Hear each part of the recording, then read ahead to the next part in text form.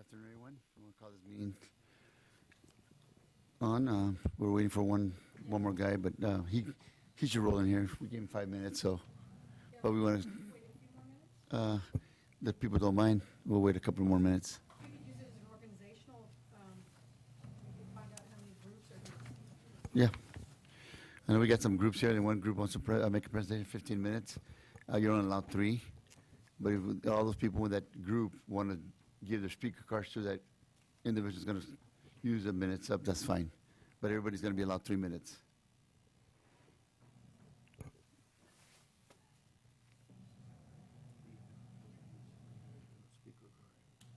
And everyone that wants to speak, please turn their speaker card so we get this meeting going relatively fast.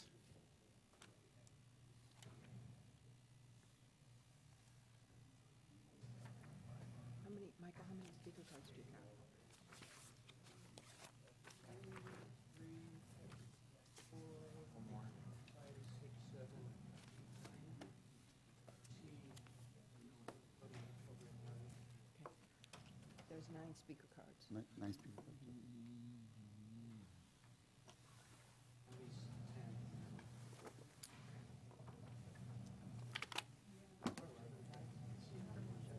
Yeah.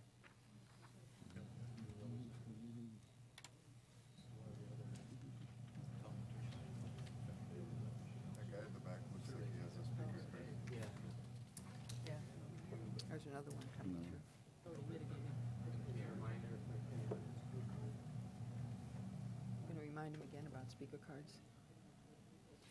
Everybody that came in late, do you want to speak? Put a speaker card up, please. Yeah, if we're having a blue card. Yeah.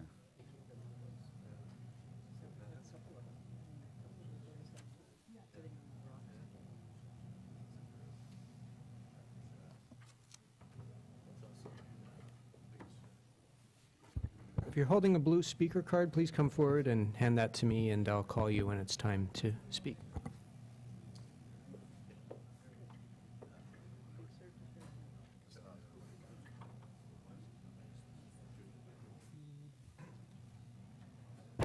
How do I get my old chair back? I mean,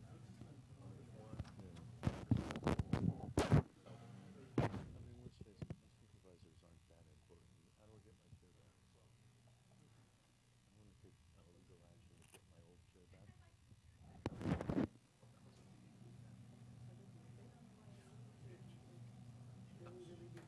Might as well go. Well.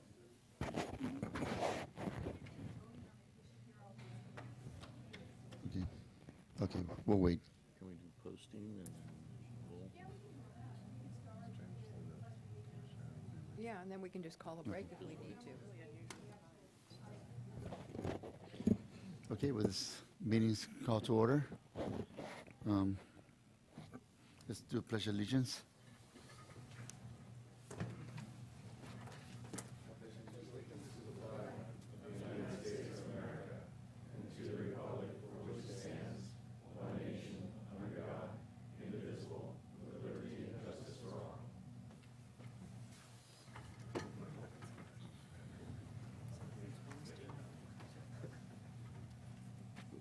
You noted the roll call? At this time, there's a public comment. If you're going to speak on anything that's not on the agenda, you can come forward for 3 minutes. If not, no? Public comments call. Consent agenda? Anything, commissioners? Mr. Chair, if there's no discussion on the consent calendar, I'll move approval. I second it. Okay. All in favor? Aye. Aye.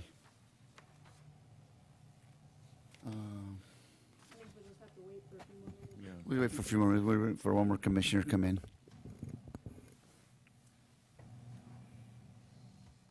And we're continuing an already open public hearing. Right.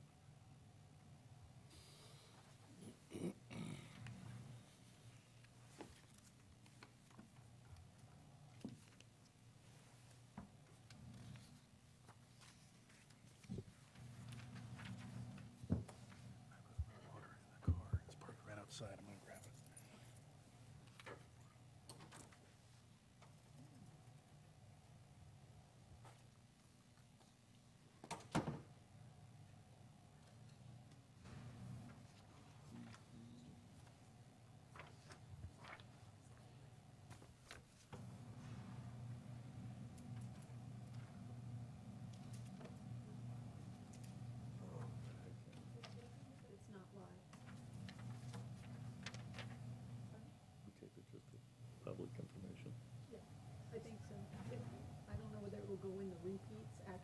they have the, you know, the archives, it might go into the archives.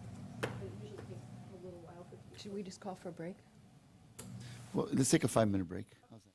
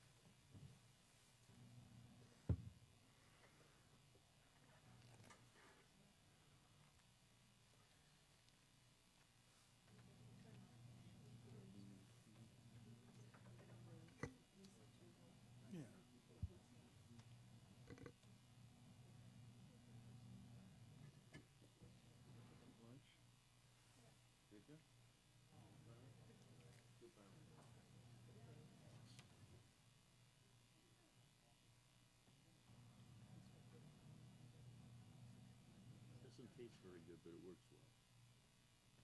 Okay.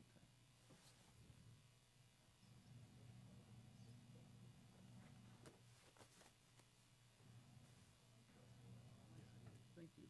Gordon Machado. Yeah, him and Betancourt. They sit there and hassle me until I got one. Chris Betancourt's seal on the back is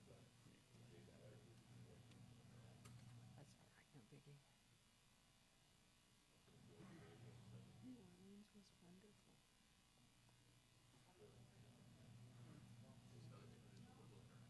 So you're early. Yeah. Let's see on the, hey, Dan, on the back end.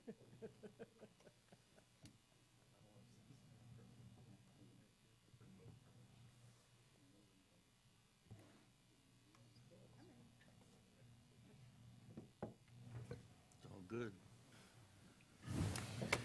Okay, we're start the meeting. Now, as a reminder, you're allowed 3 minutes to speak with speaker cards on the, Yeah, there's speaker The cards use in the permit. back. And I'd want to, this is for the use permit 1023-09A for the Pinoche Valley Solar Project. I want to thank everybody for taking time out of their Saturday and coming down for this very important meeting, a special meeting of the Planning Commission. Yeah, thank you. My name is Byron Turner. I'm the interim planning director of the county. I'm going to give a brief project description and a little about the process. And then I'm going to turn it over to Susan Lee with Advancement Environmental Group, who's the preparer of the environmental document and did a lot of the heavy lifting on this project. And then we will have public comments. Again, I know we've said it 6 times, but please fill out a blue speaker card in the back of the room and give it to Michael, the clerk, if you wish to speak. So just a little about the project milestones and where we've been. We received an amended use permit application in August of 2014. We went through the CEQA scoping process in November of 2014. The draft supplemental environmental impact report was analyzed from August through December, and then the draft report was released on December 23rd, 2014 for public comment. We did have one public hearing on the environmental impact report in January, and then the final was released on April 3rd, 2015. That's where we respond to comments on the draft. And then now we actually had a Planning Commission meeting 10 days ago on the 15th where we opened the public hearing and continued it to today. So if we look at the chart that we have before us, we are towards the bottom there where the action that is being requested today is that the Planning Commission certify the final supplemental impact report, environmental impact report, and approve the modified project. So the process for this application is that the draft EIR is prepared. We respond to comments on the draft supplemental EIR. We prepare the final supplemental EIR. Then we have the Planning Commission and public hearing to consider the certification of this environmental document and the amended conditional use permit. If appealed, if the decision of the Planning Commission is appealed, it will go to the Board of Supervisors for their decision. Now I'd like to turn over to Susan to describe the project and the project changes to you. Great, thank you, Byron. I'm going to give a brief overview of the project and how it's changed since we were here in 2010 looking at the same project when it was originally approved in a different configuration. I know this is a little bit hard to see. The originally approved project from 2010 was approved at 399 megawatts, about 3,200 acres. This project, as now revised, thank you, is 247 megawatts, 2,500 acres. So it's a bit smaller. It also has an accelerated construction schedule. Previously, it was proposed to be a 5-year project in phases, and now the construction schedule is proposed for 18 months. One other component of the project itself, and this was also the case in 2010, is the applicant's commitment to acquire and preserve permanently conservation lands in two large ranches, the Valadeo Ranch to the north, which is almost 11,000 acres. That's the lighter gray area around the project itself. And the Silver Creek Ranch to the south, also almost 11,000 acres. And then in addition to that, the applicant would conserve all of the remaining lands that are not now being developed. So the land that had been included in the original proposed project but is now not being developed adds another 2,500 acres of conservation lands, again, in conservation. The other component of this supplemental EIR is our look at what PG&E needs to do to upgrade its communication system serving its generation interconnection transmission line. The only upgrade that PG&E needed to do to get this project online was not related to its ability to carry electricity, but its ability to communicate along those lines. So they have a communication system that initially is the replacement of older optical ground wires, which these are communication wires that run along the very top of the existing transmission lines.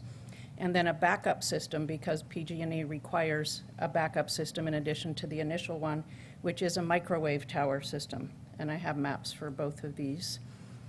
The microwave towers, because they need to communicate in straight lines, the signal is reflected in straight lines.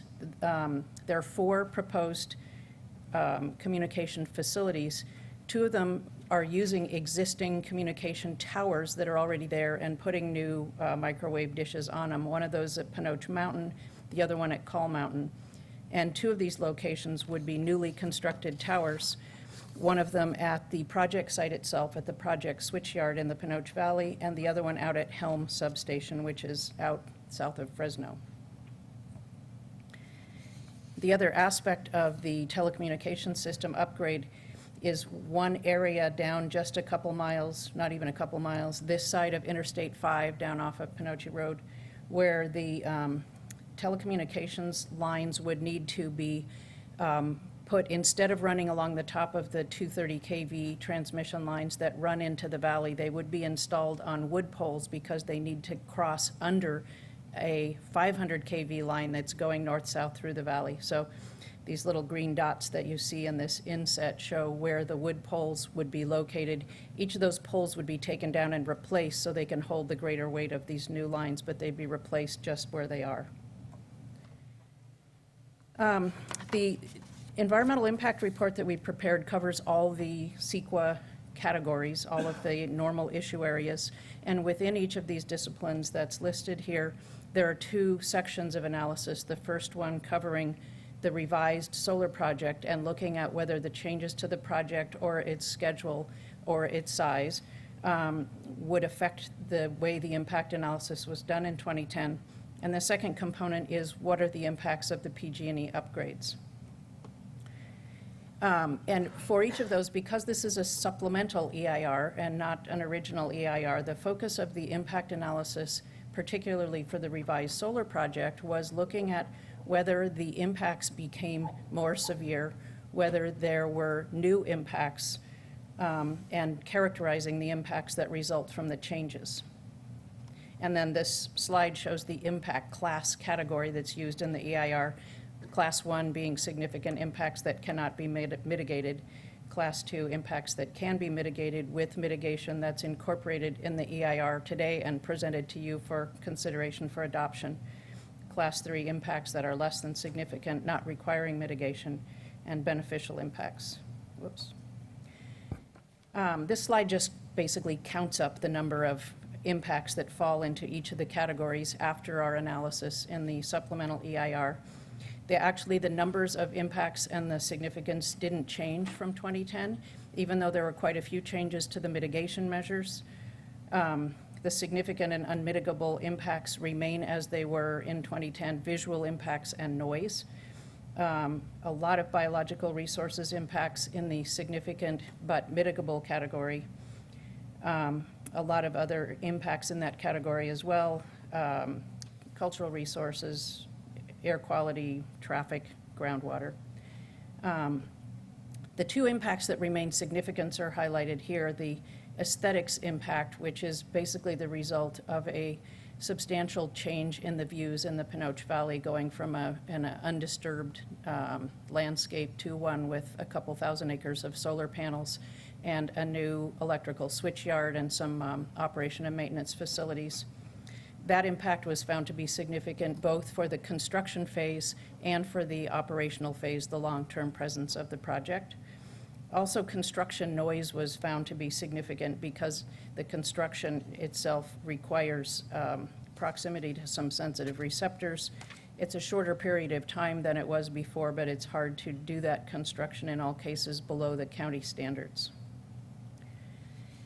The most significant resource concern addressed in this project, and I'm sure we'll hear from people today, is biological resources. This valley is the home to a number of protected species of lots of concern to state and federal agencies. They are state and federally listed species, protected in a number of different ways. The EIR looked carefully at those species. We got a lot of new survey data this time through this supplemental process that has been submitted to us. And again, the mitigation, the way that these impacts are found to be less than significant is, number one, the very large, over 24,000 acres of conservation lands that would be permanently preserved, and the mitigation measures. There are a number of very comprehensive mitigation measures that will control how the project is constructed and operated. The other impacts of concern, probably the two biggest concerns based on the change in the project, are traffic and transportation. Again, because the project would now be constructed in 18 months instead of the original 5 years, the traffic is compressed into a shorter time frame, resulting in a very large number of vehicles coming in and out of the valley during the day when people are commuting into the valley, and also trucks bringing in equipment. There are two, in particular, comprehensive mitigation measures, especially traffic safety, resulting from a meeting that we had with the California Highway Patrol and the San Benito County Sheriff. Another big concern was water resources, because groundwater is proposed to be used for dust control. So we have, again, mitigation measures for groundwater monitoring to make sure that groundwater is not removed at a level that would affect adjacent landowners. The PG&E upgrades, again, they're very minor. They have very little ground disturbance, only a few acres overall, because for the most part they're using existing facilities. The impacts of the PG&E upgrades were all found to be less than significant, with incorporation of PG&E's commitment to implement avoidance and minimization measures. We were here, as Byron mentioned, we were here in January listening to comments on the draft SEIR. We got a very large number of comments and made a fairly large number of changes in the draft, between the draft and the final, to respond to comments and make sure that all the information is clearly presented. One of the things that changed between the draft and the final is PG&E was able to make an arrangement on Pinoche Mountain to use an existing tower, so there would be no new tower constructed there. We also added a lot of information on air quality calculations that were not presented in the draft but are now included in the final.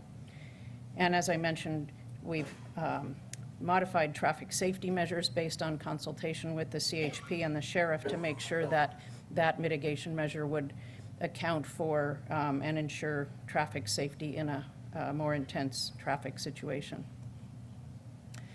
There were also a fairly large number of changes in biological resources, responding to comments and incorporating new survey data, new mitigation measures or expanded mitigation measures for bats, modifications of the blunt-nosed leopard lizard protocol, additional detail about some construction aspects relating to fencing and bridge crossings.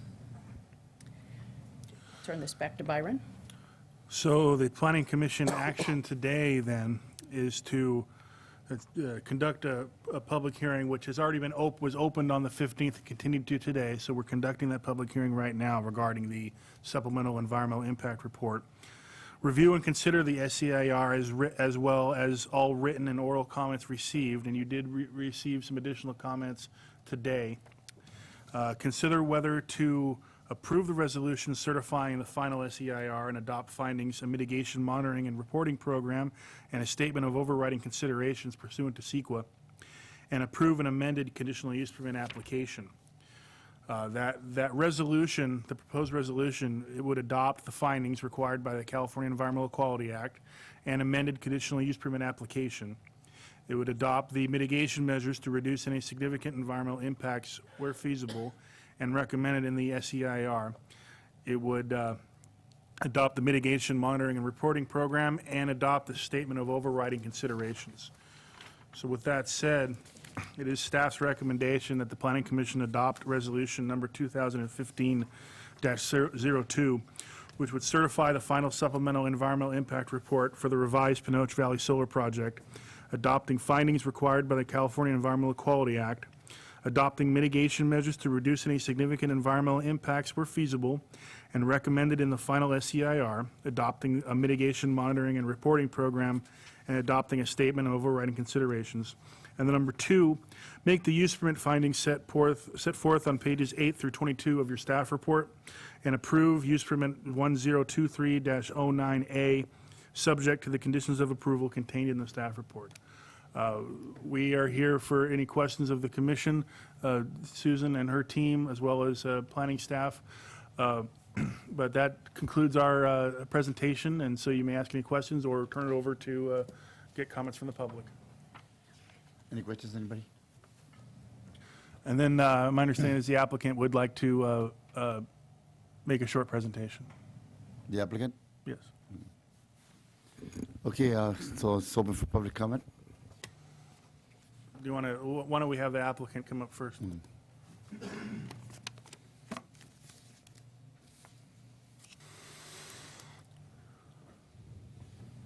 First. Thank you, Commissioners. My name is John Pimentel, and I'm the CEO of Panoche Valley Solar. I just wanted to, again, thank you for taking time on a Saturday and for your continued attention to this important project. As you know, we've been working on this project for over 5 years now, and really, this is the culmination of what has been a significant effort to bring the project to this point in time where we're ready to actually start construction. The work that has gone into trying to balance the environmental and economic benefits and costs of the project has been tremendous. We'd like to thank staff for all their effort over the years in working on this. We're now at the point where we have the opportunity to actually create 500 construction jobs for the county with the follow-on economic benefit effect of creating over 1,000 jobs when you consider both the direct and indirect job creation. The investment will be in the neighborhood of $650 million for the county, and will generate sales tax and fee revenues for the county approaching $40 million over the life of the project, which is greater than the county's general fund budget. So we've worked very hard to bring these economic development benefits to the county, but it's not without trying our utmost to balance the environmental impacts. When this project was first proposed by the original developer, it was talked about as a 1,000 megawatt project. What we brought forward to the county in 2009, in which the county approved in 2010, was a 399 megawatt project, which was approved by the county, supported by through two court challenges, both the Superior and Appellate Court, and which was well on its way well, it's past the point of approval, I guess you'd say. We worked for several more years in order to secure a long-term power purchase agreement, permits, and financing for the project. And in the process of doing that, we came to the conclusion that we wanted to do even more to try and balance the environmental impacts. We went back to the field biology in 2012 and 13 at the request of the state and federal agencies to collect more information, which further informed the site design to the point where we included the additional mitigation lands, significant mitigation measures to improve the project's acceptability and feasibility as it related to the sensitive species that are on the site.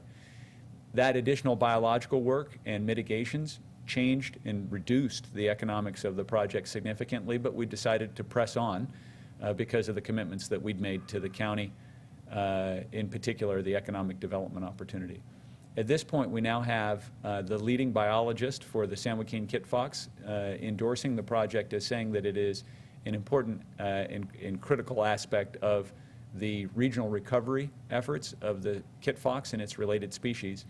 And we've taken measures to increase the buffer zones from where we have identified existing species and even realign the panel locations to remove them from areas where we had found concentrations of giant kangaroo rat. So all of that adds up to what we believe and what people in the industry have said is a new precedent in terms of environmental mitigation for utility scale solar projects.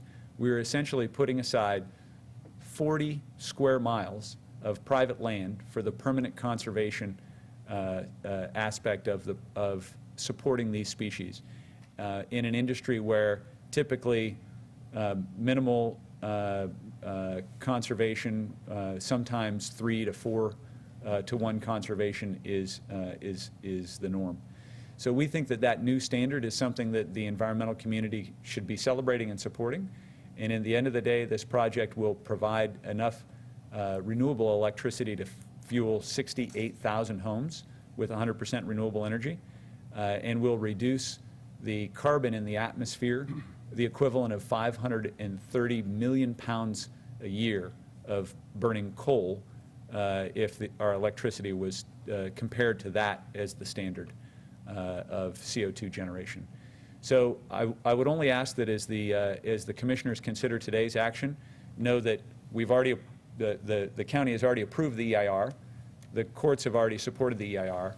This supplemental EIR is additional information to capture these modifications to the project where we've reduced impacts, and we're proud to be bringing it to the county with both the economic impacts, beneficial impacts to the county and job creation, but as well the additional changes that we've made to the project in order to further support, avoid, minimize, and mitigate the project's environmental impacts on the land.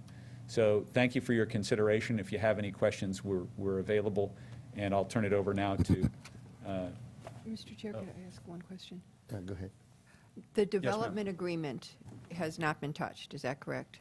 Oh, thank you very much for reminding me of that. As part of the project's original EIR, we negotiated a development agreement with the county, and that development agreement remains intact. A key priority in that development agreement is a local hire requirement, in which our first priority will be to hire from the local area. And that development agreement has survived or continues to survive, and if it were to be changed at all, we would have to come back to the county to renegotiate that. So as we've moved through the various iterations of the project and financing partners that we've been working with, each time that development agreement has been intact without a word changed.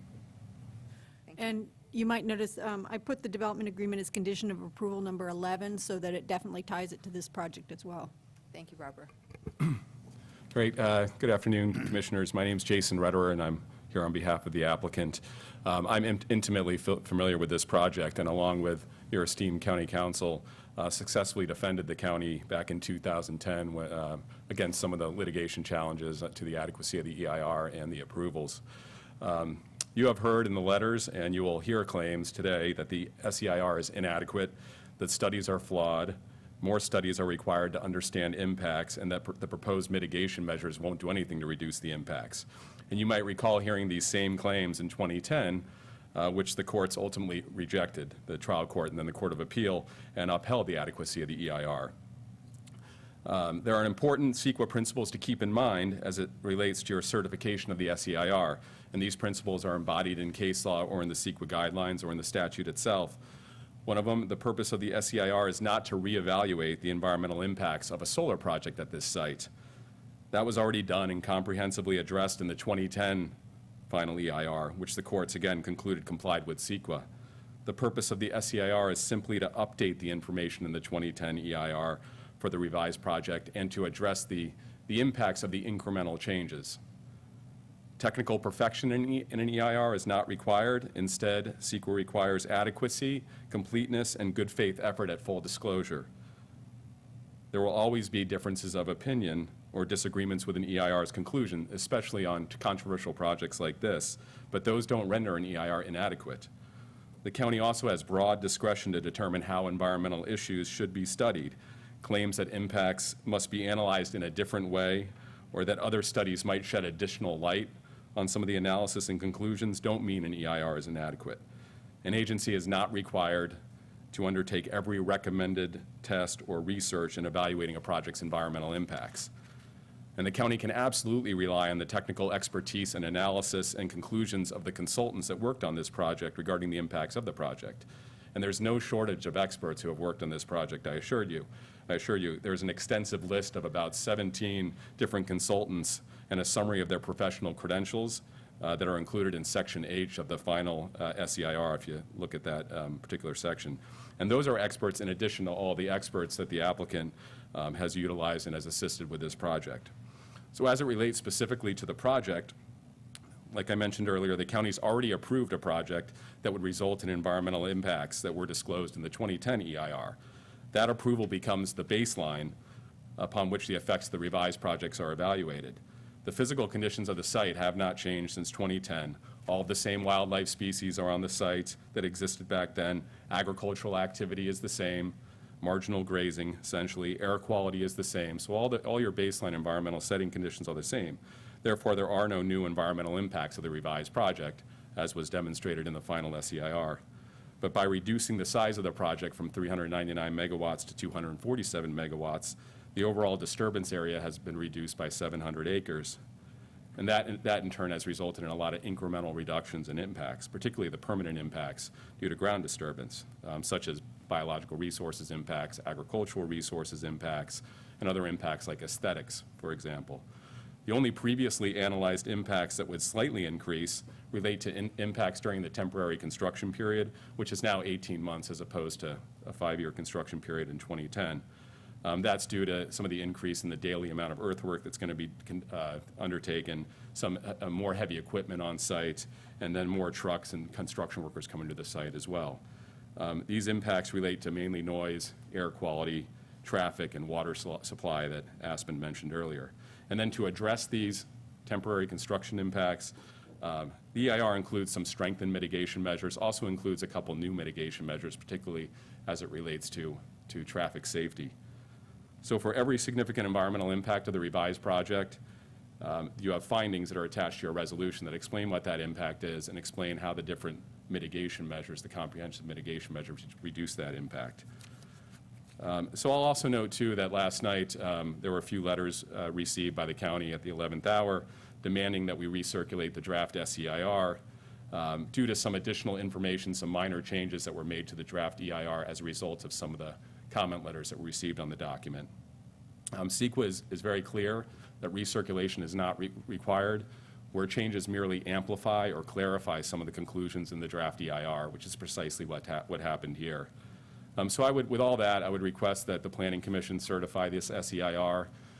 We defended it in 2010, we prevailed, and we feel very confident and comfortable with the analysis in this document. Thank you. Thank you.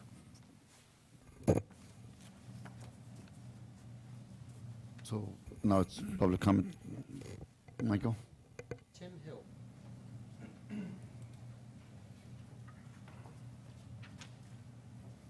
Good afternoon. My name is Tim Hill. I am a local Hollister resident, and in my opinion, I think Hollister is the best kept secret in Northern California. I chose to move here because, in my opinion, it was the best place to raise my family, knowing full well that my work as a wireman would pull me into Santa Clara. So I've been doing the commute for, well, since '98, and I don't mind doing it because the quality of life I've been able to provide my family. I am a wireman for the last 32 years. Personally, I have managed the construction of 65 million watts of solar energy in the Central Valley. And one of the most challenging parts of that is dealing with the on-site environmental manager. So my point is we really do go to great lengths to protect the environment. There's been full areas of the project that we've personally put on hold to let birds hatch, et cetera. So we really do go to great lengths to be sensitive of that. San Bernardino County is not a thriving construction market, as we all know, and there's no reason it shouldn't be. A project like this will employ potentially myself. Oddly enough, all my friends and colleagues are wiremen, and they would jump at the chance to work in their backyard. So it would keep the money in San Bernardino County as opposed to Santa Clara County, and that is not a bad thing. That is really all I have. I'm 100% for this project, and I would like to see it happen. Thank you. Thank you. Laura Horton. Laura Horton. Were you doing the timer?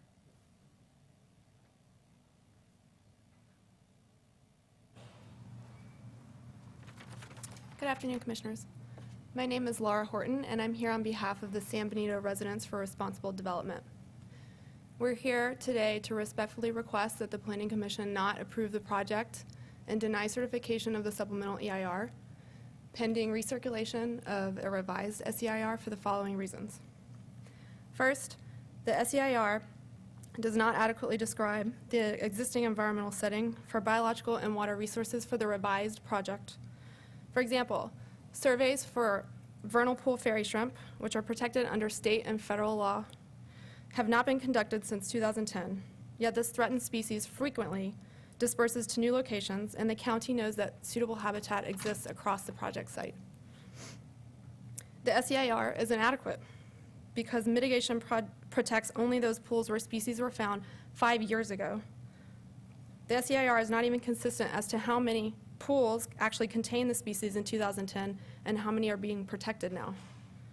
The United States Fish and Wildlife Service specifically stated that they would no longer consider those previous surveys to be valid. The county must require new surveys and include the information in a revised SEIR. Second, the SEIR is severely flawed with respect to its impact analysis for sensitive species. This has also been noted by state and federal resource agencies. For example, there's ample evidence in the record that glass panels at solar facilities, which can reflect attractive habitat, cause bird collisions. This is based on studies that have come out since 2010. The SEIR dismisses this evidence and claims that a future avian adaptive management plan, for which there are no required thresholds or standards, will take care of it. This violates state law. Third, the SEIR does not adequately analyze impacts to groundwater. The revised project requires an increased amount of water during construction, yet the SEIR underestimates groundwater drawdown in the project wells, fails to consider that the drawdown is exacerbated by the current historic drought, fails to include groundwater mitigation that's not vague and ineffective, and fails to identify alternative water sources, which the SEIR admits it would likely be needing. The SEIR must be revised because, as proposed, the county's approval of it and the project would violate CEQA. Thank you. Thank you. Michael Smith.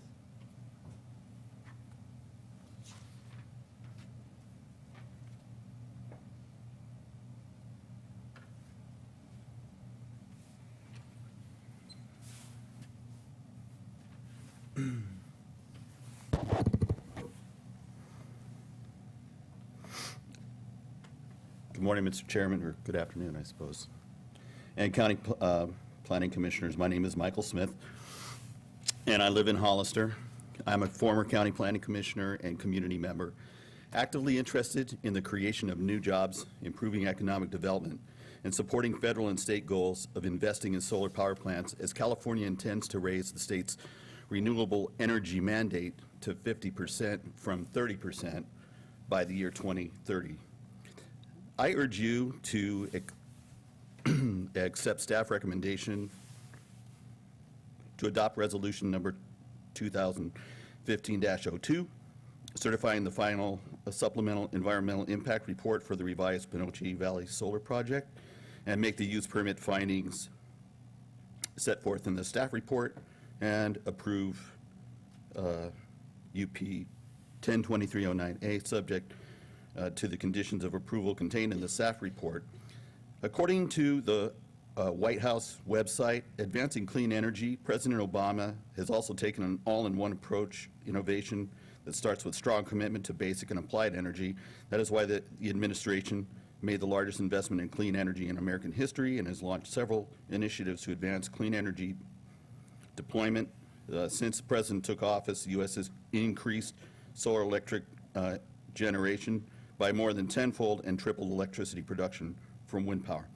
Building on the progress of the first term of the President, the administration continues to take new action to drive clean American-made energy. Through initiatives such as public-private partnerships and renewable energy projects on public lands, we are able to track the goals of 100 megawatts of renewable energy. The President called on Congress to make the renewable energy production tax credit permanent and refundable, which will provide incentive and certainty for investments in new clean energy. And I'd like to move on to the California state. From the Office of Governor Jerry Brown, Governor Brown outlined environmental goals aimed at reducing carbon pollution and curbing emissions of the heat-trapping gases. He aims to see them fulfilled in the next 15 years, he said. They include increasing from 1/3 to 50% the electricity derived from renewable resources, reducing petroleum use in cars. What a great time.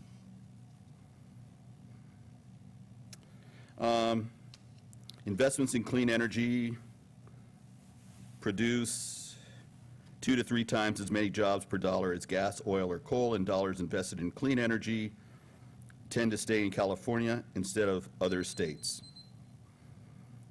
Today, I'll wrap it up. Today, I ask San Bernardino County government to maintain its bold leadership position consistent with the original 2010 project, support the goals of the President of the United States and the Governor of California. Please vote to support the Pinochet Valley Solar Power Plant. Thank you. Thank you. Sarah Friedman.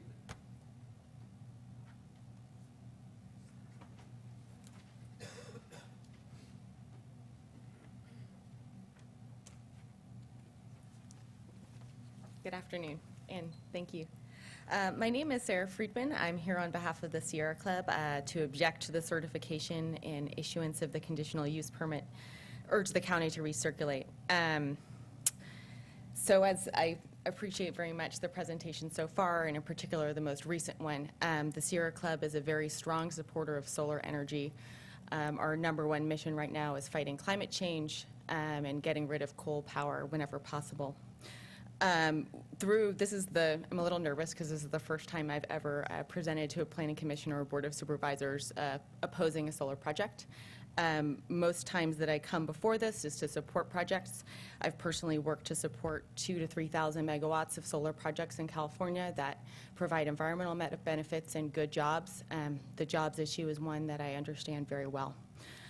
We have opposed this project for, I believe, 4 years. It's the only project we have ever filed a solar project we've ever filed CEQA lawsuit on, and we continue to oppose it strongly based on the strong and unmitigable impacts to threatened endangered species, blunt-nosed leopard lizard, giant kangaroo rat, San Joaquin kit fox, and the other animals that our members love and have worked passionately to protect for many, many, many years.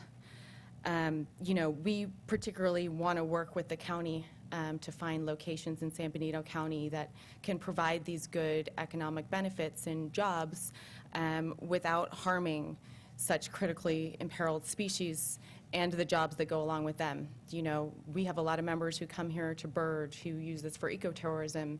You know, those dollars will be lost. The county has a big opportunity here to promote what they have here. You know, this is the last core recovery area for these species that people know and love. If this area was placed into conservation, it could provide other economic benefits that I think, you know, would work well for the county. Just spending time this afternoon and visiting some of your local stores and, you know, buying goat milk soap and chocolates and other things, I could see that this is an area that, you know, has a lot of diverse resources, animals and plants and agriculture. So I urge the county to think of that as well, you know, when balancing construction jobs with the other resources of the residents. You know, the applicant spoke about a new standard in terms of acreage placed under conservation. I don't believe that's happened yet, but I will identify, you know, our best new standard is when you don't need to place any acreage under conservation because there aren't impacts to these species. And that large amount of acreage really, really reflects the huge value to these species that are protected under federal and state Endangered Species Act. Which kind of brings me to the next point, which is the applicant's very early in getting those permits. Thank you. Thank you.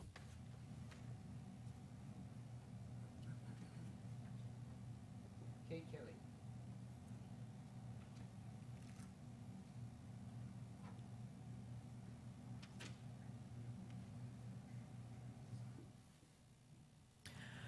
Good afternoon. Kate Kelly on behalf of Defenders of Wildlife. There are 1 million members nationwide and 200,000 members here in California. Thank you today for having the time to hear us.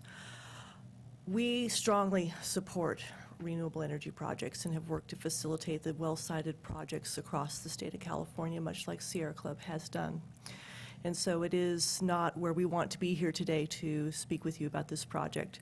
We have opposed this project from its initiation, and everything that we have seen in the supplemental EIR has just deepened our opposition to this project. The new information contained in the document gives us great concern and distress for the disastrous impacts that are going to happen to the species of concern within this area if this project were to go forward. The EIR, as you've heard today from a variety of speakers, is deeply flawed. It does not meet the requirements of CEQA and has not followed a defensible CEQA process. For those reasons, we ask that you not certify the EIR today, instead that direct staff and the applicant team to revise the document, bring it into compliance with CEQA, recirculate it for public comment, and bring it back into hearing. At this time, given the condition of that document, we do not believe that you can adequately make the findings to certify the document, and because the action on the conditional use permit is reliant on the CEQA document, that you would not also be able to act on the conditional use permit today. You can't make the findings again because the CEQA document is filed. So we respectfully request that you not certify today and that you do not act on the conditional use permit. And with that, I'd be happy to answer any questions you may have. Thank you for your time. Thank you.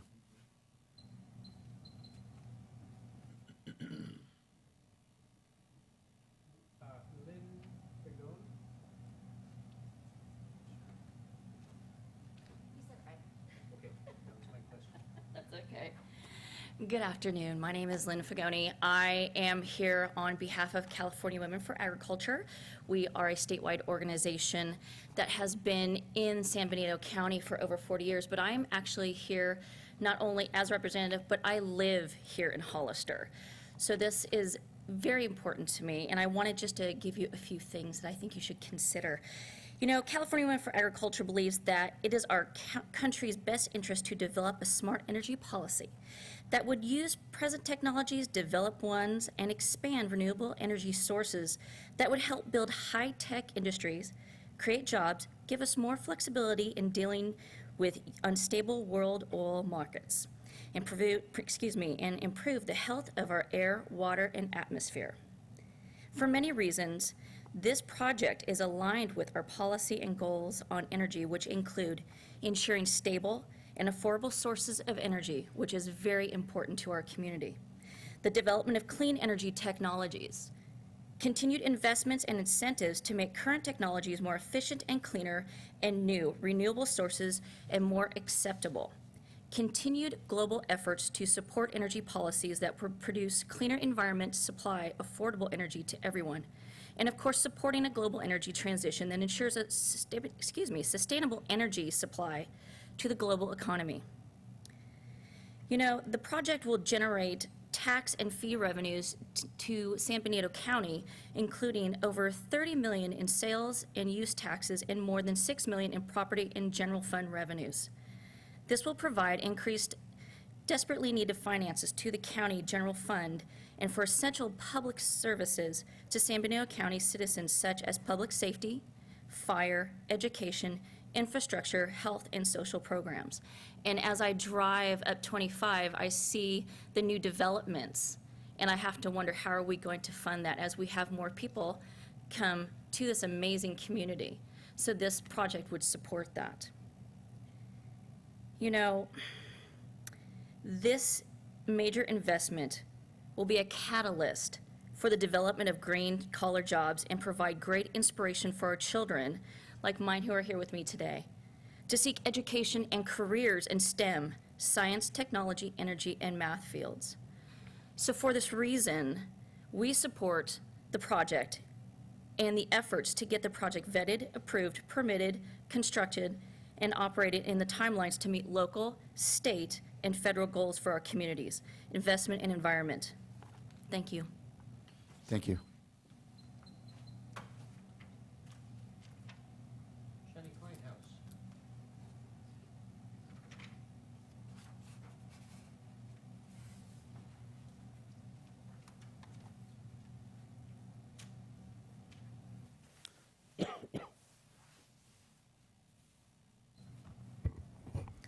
Good afternoon, Chair Rodriguez and Commissioners. I'm Shani Kleinhaus with Santa Clara Valley Audubon Society.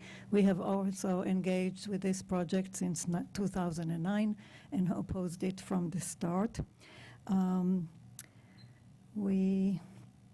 Panoche Valley is an important bird area of global significance. It's very important to our membership. Many of our members come here frequently to visit Panoche Valley and other birding areas in San Benito County.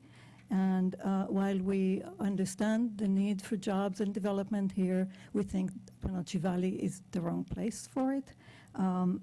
The many endangered species that live there don't have anywhere else to be. This is the last resort. And to us, the proposed mitigations are like building muscle while you're removing the heart from a body. So removing all the surrounding areas, even if they're put into conservation, are not going to mitigate the loss of the heart. As we looked at the supplemental EIR and the changes, we submitted a letter. We feel that the modified project and the supplemental EIR bring in new components and remove some of the protections that were even considered feasible before. And we consider the supplemental EIR to be inadequate, and we ask for recirculation. So we're here again objecting to the certification of the final supplemental EIR and to the issuance of the amended conditional use permit, we ask you to recirculate the EIR, the supplemental EIR, and until all of the issues that we have brought up are resolved, we ask you not to move forward. Thank you. Thank you.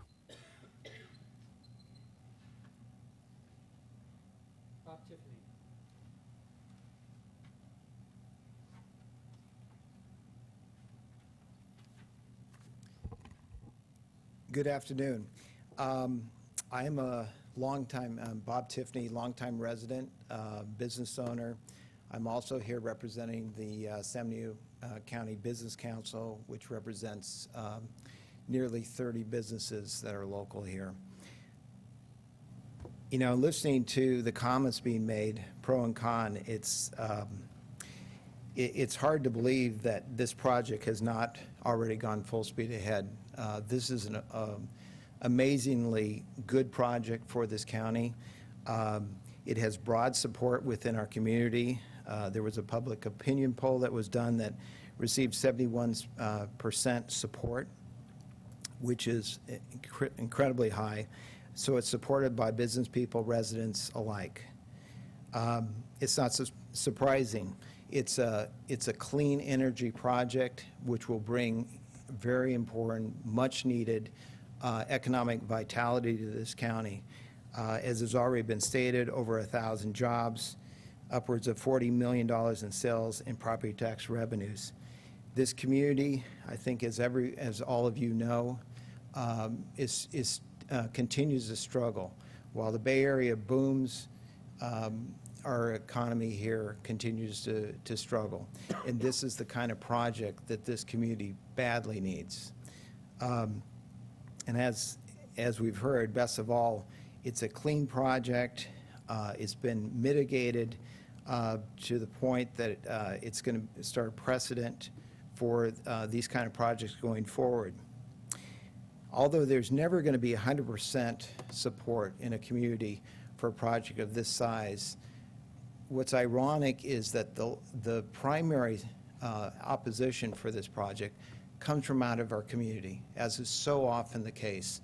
We all know that what we see is people from the Bay Area, where jobs are, where the economy is booming, they come down here and they want to tell us what is best for our community.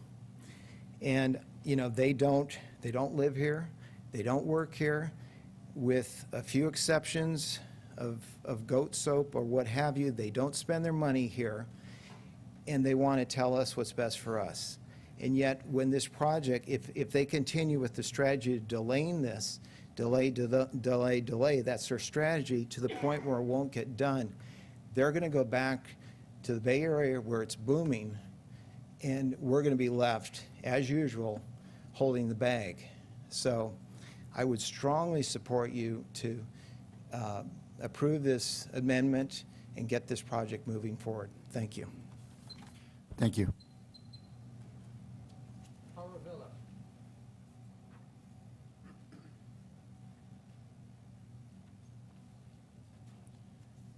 Good afternoon, Commissioners. Paul Ravella. My family and I give thanks every day at dinner that I get to be one of the fortunate few who live and work in the town where I grew up, Hollister, California. I notice there's a lot of fresh faces in the audience today, and I hope that they are able to stay a while and spend some money in San Benito County before they get in their car and go back home. I recently ran across an email from Catherine Phillips, who's a director of the Sierra Club California, who issued a call to action to Sierra Club members, and I'll quote directly from her email. Scientists and policymakers around the world agree that everyone needs to do more. Everyone needs to do more to reduce greenhouse gas emissions and avert the worst effects of climate disruption. In January, Governor Brown underscored this in his inaugural address. He said, we need to get to 50% renewable energy by 2030. It's not very often I agree with the Sierra Club, but I do in that statement. And I'd like to encourage the Planning Commission, the county as a whole, to join the Sierra Club in their call to action.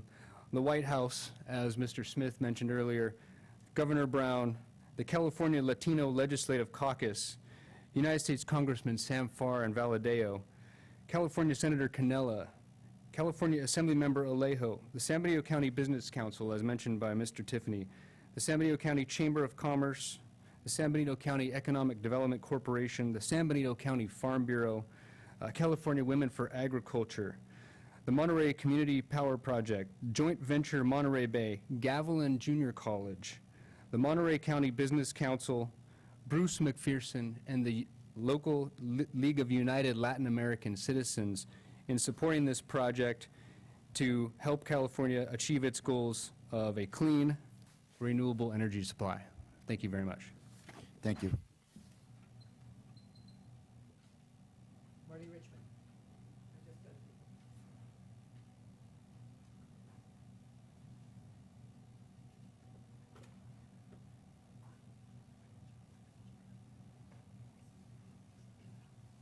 Good afternoon, members of the commission. Marty Richmond from Hollister. I support this project, and I want to take a step back from. I'm going to get my head out of the blunt-nosed lizard nest, and I want to take a step back from this project. There's a reason the project's going into Panocha Valley. It's not an accident, and they didn't put it there because they hate the blunt-nosed lizard. The reason is it just coalesces with. It has a power line, and it has the space, and it has the exposure to the sun. You have to realize that. You can't put a solar project just anywhere because it doesn't make economic sense. It has to have a power line, and it has to have exposure to the sun. You have to be able to afford to put it there, so you can't put it in the middle of New York City. The second thing is, the step back I'd like to take is disregarding all of the other benefits. Even if they didn't exist, I would support this project for one reason. Two reasons. Number one is we spent hundreds of billions of dollars importing foreign oil. Not millions of dollars, billions of dollars a year that could be spent in our local environment that goes overseas. There's a reason the Saudi Arabians can buy everything, and the reason is they sell us oil. The second reason is we have sacrificed our youth to defend oil around the world. So for every barrel of oil we have to bring in, we trade for a barrel of blood. It's ridiculous. This project will replace 1 million barrels of oil a year. If you want that oil, you're going to have to put up the money and the blood to get it. So you either put in the solar or not. And again, for people who say, just put it somewhere else, there is nowhere else. The environmentalists can come up with their ideas, but the truth of the matter is when they say they support all renewable energy, that's not true. They've opposed all the renewable energy projects in the desert in Southern California. We all know that. We all read the paper. They've opposed the wind energy projects because they kill the birds. They've opposed the hydro projects because you have to pump water into the ground. And I oppose those two, by the way, for the same reason. They're too dangerous. You have to pump water into the ground to get them to work. So there's only a limited amount of things we can do to get the energy we need without paying for it in dollars and blood. And this is one of them. So I hope you'll support it. Thank you. Thank you.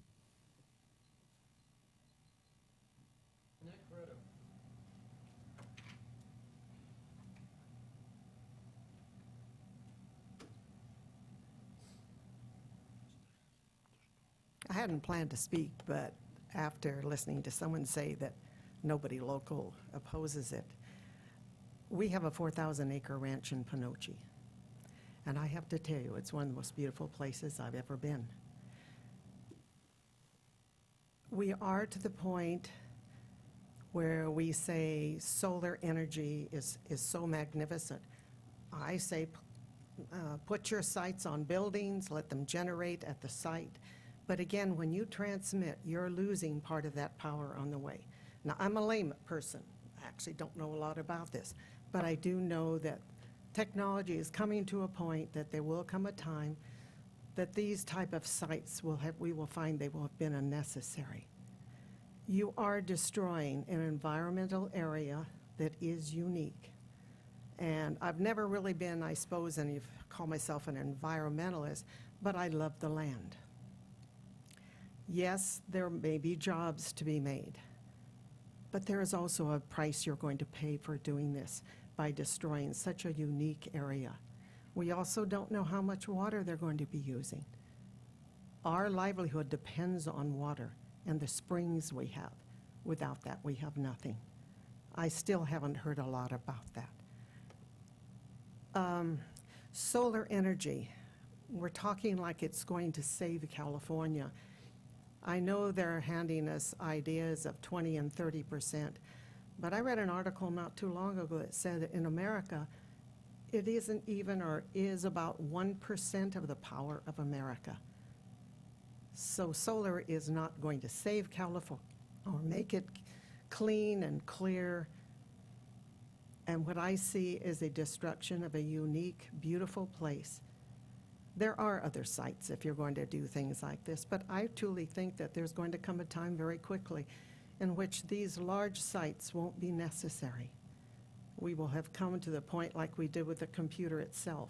We will be able to put small, unique things out that don't interfere with the rest of our environment.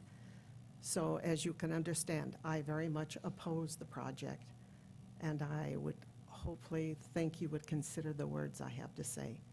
And I am a resident, born and raised here. Thank you. Thank you. Last speaker, Carlos Vargas.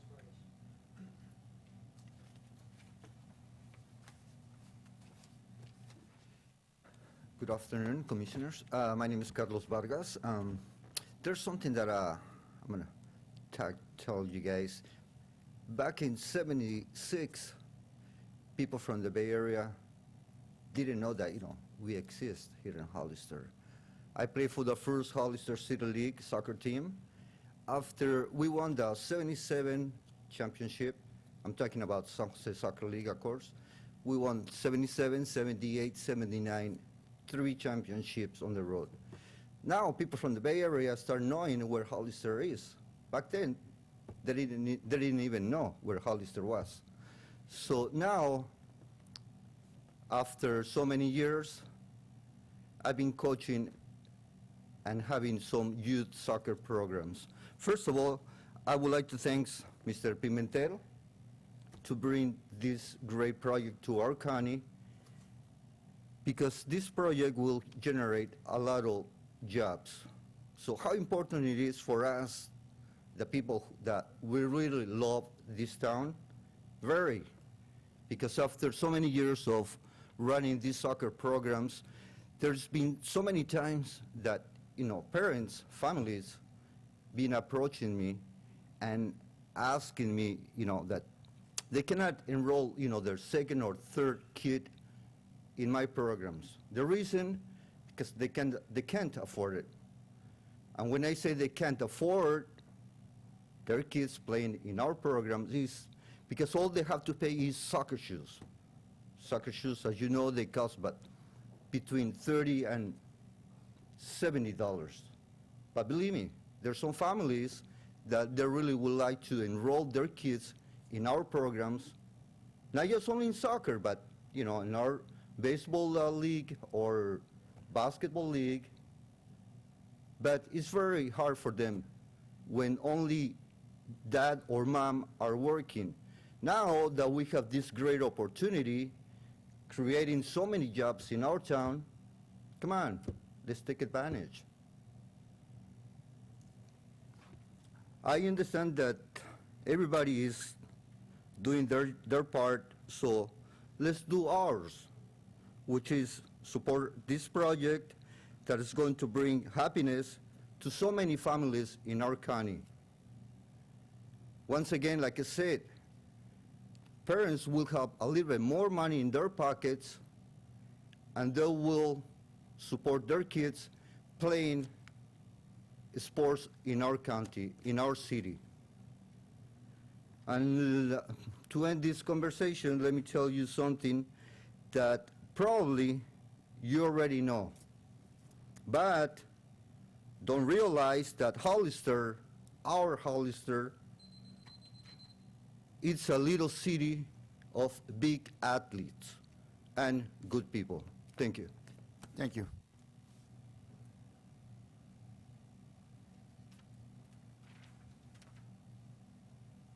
Any more speakers, Michael? No cards. Commissioners, any questions? Oh, there's one more.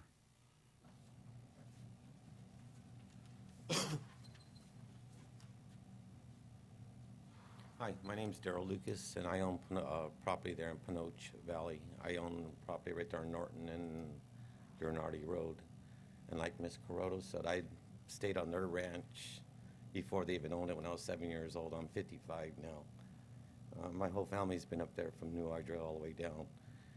And I opposed this project. I mean, I bought that property to go up there and get away from everything and stuff. And this property, where they're going to put this is exactly right behind my property. And they were saying something about the school so far away from the school that they were going to put the solar panels. I want to know if my property is going to be the same, where it's going to be that far away, their solar panels.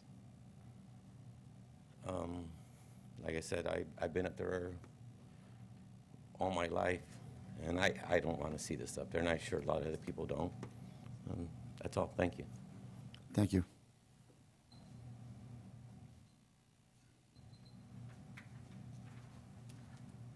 You have a speaker card? No, I haven't. Yeah, you can.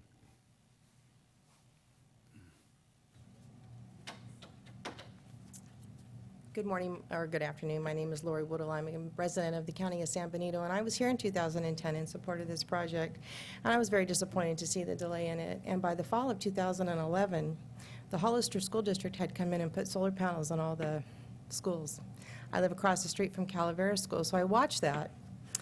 And I remembered being at the meeting and hearing about, oh, the noise, and it's going to harm the children at the school. And I live across the street from where solar panels went in. I didn't even know they went in. They went in quick. The Hollister School District, I happened to be at a luncheon with the superintendent, and I said, how did you do that? How did that come about?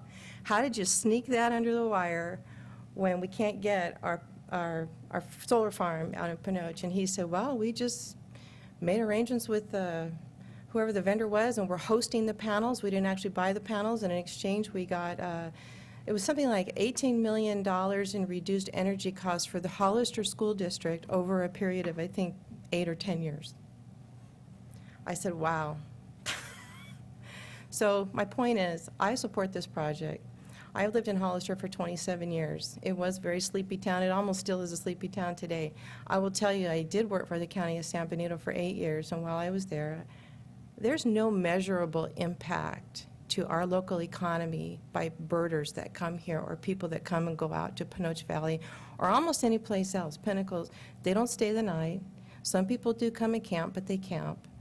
There's no measurable financial impact to people who come here to go out and look at a frog or a rat or an animal. There's just not. So please don't let that be a consideration. The people that live here and work here and love this community and support this community with our dollars and our taxes, we really do need a construction project here of this magnitude and need something here to support our local economy to take us into the future. We really can't wait. We could wait, and we're going to suffer like we have suffered. This community is financially disadvantaged, and I know that. I worked here. I live here. I couldn't afford to keep working here. So I support this project, and I respectfully request that you accept the application. Thank you. Thank you.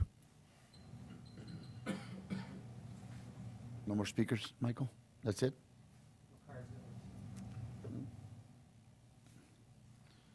They want to do a rebuttal or no? Okay, public comment is closed.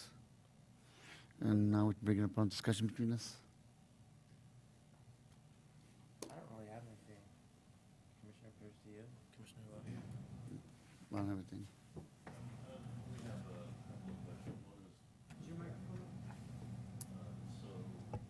Can't hear you back here. That better? Sorry about that. So could the applicant come back up to the podium, please? And it's about water.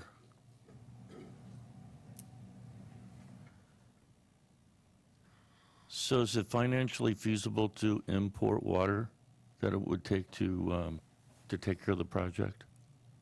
Or at least a portion thereof? Well, our water plan includes both input and groundwater pumping.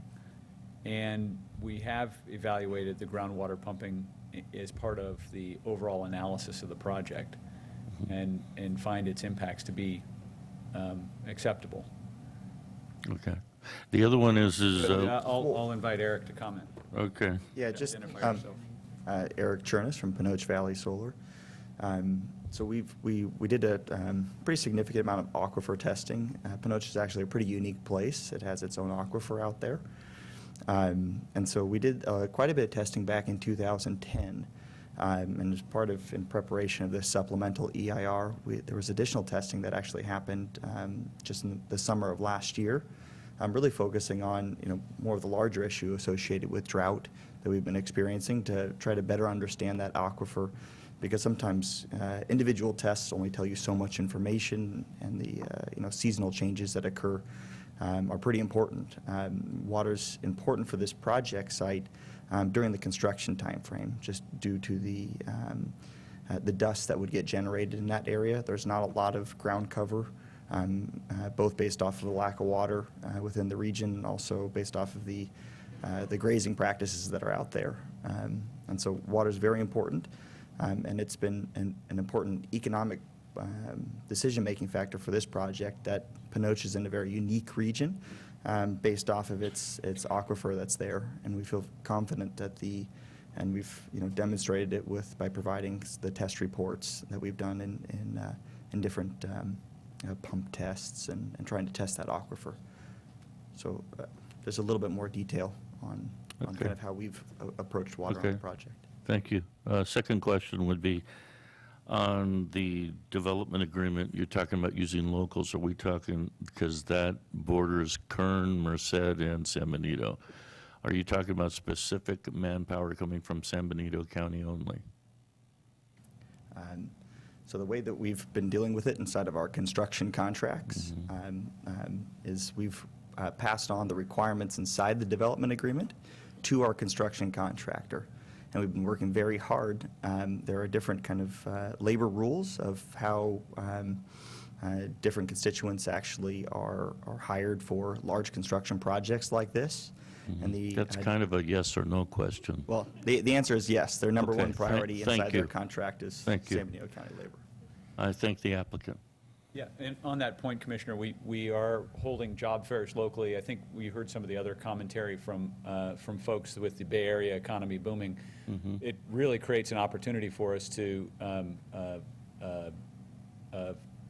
fuel an apprenticeship program that we have put in place with the, what's the name of the organization? The apprenticeship program. Yeah. I guess through the IBEW, and so those job fairs are actually focused on trying to identify local qualified folks who we can put to work as part of the project construction. Very good, thank you. And on water, I would just also add that the impacts on water are primarily during the construction phase and temporary in nature. Right, understood. Thank you very much. Surely. Any more questions? No? What's the board's wishes to do? Okay, I move that we adopt resolution number 2015-02 certifying the financial supplemental environmental impact report for the revised Panoche Valley Solar Project, adopting findings and required by the California Environmental Quality Act, CEQA, adopting mitigation measures to reduce any significant environmental impacts where feasible, as recommended in the final SEIR, adopting a mitigation monitoring and reporting program, and adopting a statement of overriding concerns. Also, to make the use permit findings set forth on page 8 through 22 of the staff report and approve UP 1023-09-A, subject to the conditions of approval contained in the staff report. So basically, the motion that was set forth on the page? Correct, Yes, yeah. okay. How'd I do? I'll second Commissioner Pierce's motion. All in favor? Aye. Aye. Motion pass. Now, they have 10 days to appeal, right? Yes. To the, Yes, to file an appeal, you'd have to file it with the clerk of the board, which is located here at 41 4th Street. And there's a filing fee that has to be paid. I believe it's $575 with the application form. okay, so what's on the next item? That's it. That's it? Any make a motion to adjourn? So moved. Second. All in favor? Aye. Aye. Meeting adjourned. Thanks again for making the time on Saturday.